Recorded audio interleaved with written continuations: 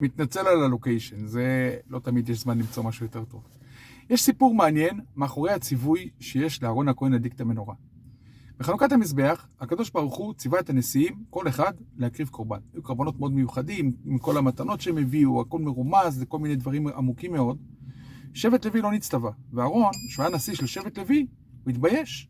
כתוב, הוא אמר, אוי לי שמה בחטאי. אמר לו משה רבינו, למה אתה בוש? שלכך נבחרת.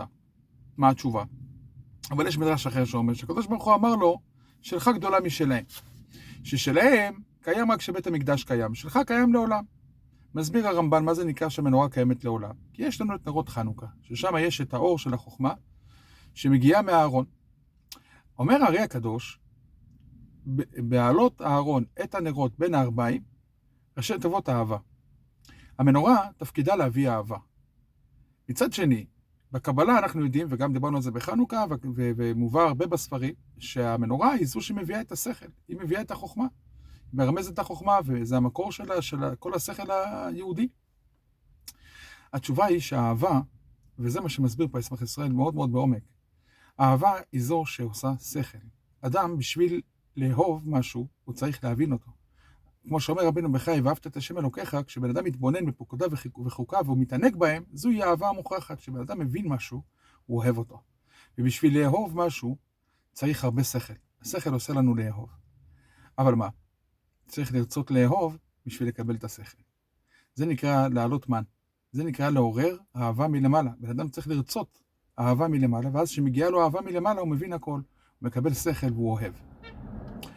אבל בשביל שלנו יהיה את האפשרות שתתעורר עלינו האהבה, בלי שאנחנו יודעים בכלל מה זה נקרא לעורר אהבה, היה סיפור הזה של אהרון הכהן. אהרון הכהן בוש, הקדוש ברוך הוא לפני כן לא סיפר לו שהם הולכים להקריב קורבן והוא הולך להדליק את המנורה, לא, רק אחרי שהוא בוש. ולכן משה רבינו אמר לו, אתה שואל אותי למה אתה בוש? זה לא שאומר לו למה אתה בוש, למה אתה בוש.